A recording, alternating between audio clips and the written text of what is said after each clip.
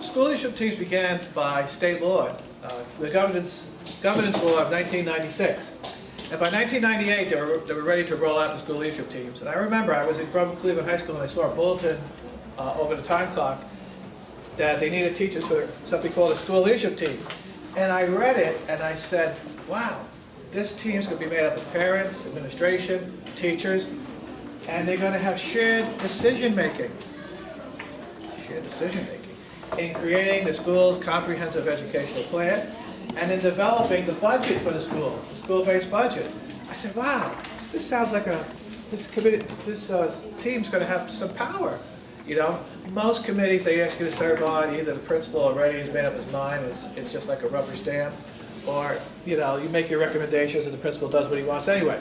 So I was kind of excited about this, so I put my name down for election. I don't remember if anybody else did, if there might have been one other person, or there was nobody. And so I became a member of the school leadership team in the fall of 1998.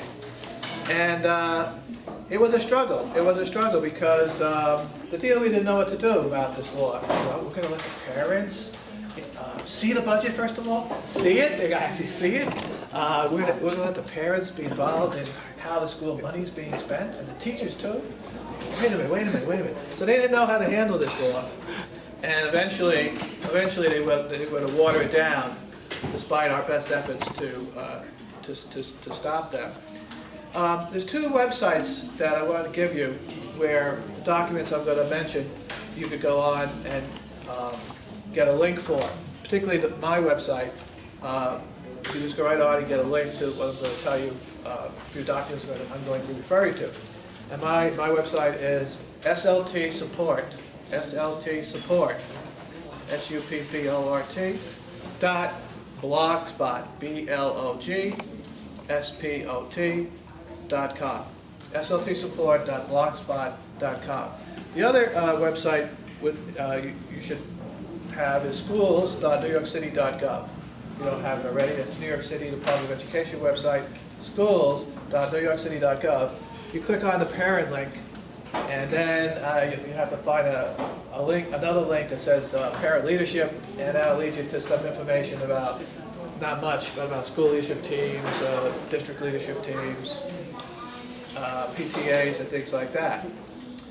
Now, the job of the school leadership team is to create the comprehensive educational plan, and you can access the comprehensive educational plan of your school on the DOE website.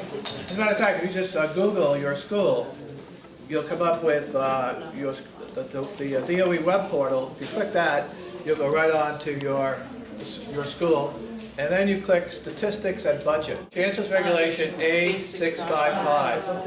A655, you can get a direct link on my site. When you go on there's links on there, you can click A655 and up comes the Chancellor's Regulation on School Leadership Team.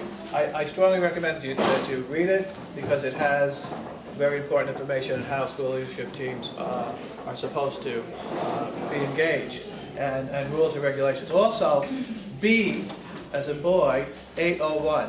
Chancellor's Regulation B 801.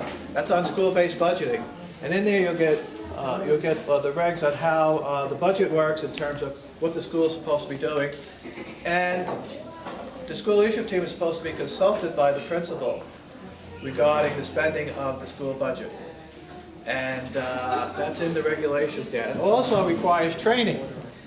The law requires training for parents to learn about the budgets, but of course the DOE always looks for ways to get around things, so they say you have to ask them for training. Oh, they'll give you the training, but you got to ask them for the budget training.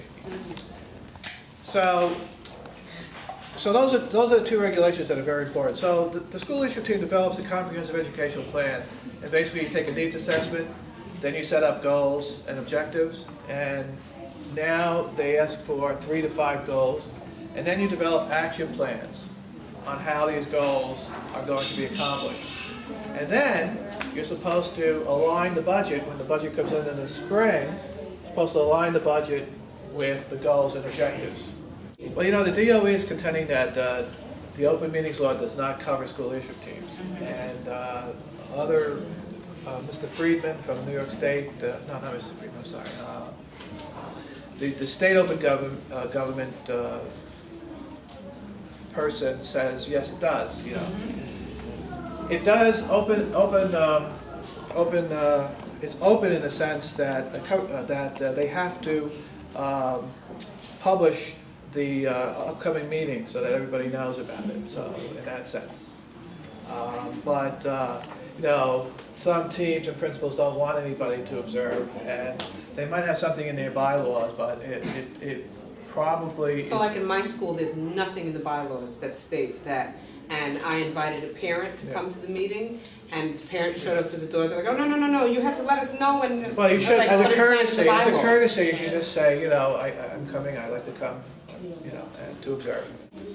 The members of the school leadership team are to follow. First of all, there's 3 core members. That means that they are on the team based on their office. Principal, he's a core member. He's a member of the team. He's not some outside entity that hovers over the team or something. He's a member. You have the PTA president, or PA president is a core member, and the UFT representative. They are the 3 core members. They don't get elected. Then there's usually a teacher representative, maybe 2. The recommendations by the chancellor regulations that you have 10 to 17 school leadership team members. I think most teams will have about 10. There maybe be 1 or 2 teachers, and sometimes, I know in my school we had the custodian for a number of years. He came to the meeting. He was on the team. We had the person that takes care of the cafeteria, the charge of the cafeteria. She came. But parents make up 50% of the school leadership team. So if there are 10 members, 5 are parents. 5 are parents. That includes the PTA president in terms of the number of parents. So the parents make up half of this team. But yet, because of a lack of training, because of some parents are afraid to really speak up because, believe it or not, they're afraid there might be some retaliation against their children, as teachers are afraid that there'll be retaliation against them. And I was a victim of retaliation because of my school leadership team advocacy. So it is it's a real possibility. So that's the composition of the school leadership team, and all the decisions, and this is in the regulations, have to be made by consensus. They don't vote. They're not supposed to vote. Consensus. What does that mean? That means all the members have to agree. Now wait a minute. I don't even mention that. You're never going to get that to happen. But consensus means that even you discuss it and you have to hear every voice, and even after it's all over, if you disagree, but you can live with it, say, okay, we'll agree to disagree. I really don't agree with it, but I'll go along for consensus, and that's how it usually works. And you get everybody on board. But sometimes, there's going to be an issue where you're going to have people who are adamant against whatever they're trying to reach consensus on, and then you have conflict resolution that's supposed to try to get the team on track again. So the school leadership team is a very, very important vehicle, and the bylaws are very important. The bylaws also are established by the team by consensus, and they're reviewed every year, every 2 years. The DOE gives you a nice template for the bylaws, and that's also in the A655 regulations. They'll give you a template for the bylaws. The SLT selects a chairperson. Chairperson, very key position, should never be the principal. Never. The chairperson should be, the role of the chairperson is to basically be the leader of the team, focus on education, make sure the team's focusing on educational issues, make sure that all voices are heard, and also they should be setting up the agenda. The DOE kind of left that out, but that's very, very important. They want the principals to set up the agenda. No, it's really the school leadership team chairperson that's supposed to set the agenda.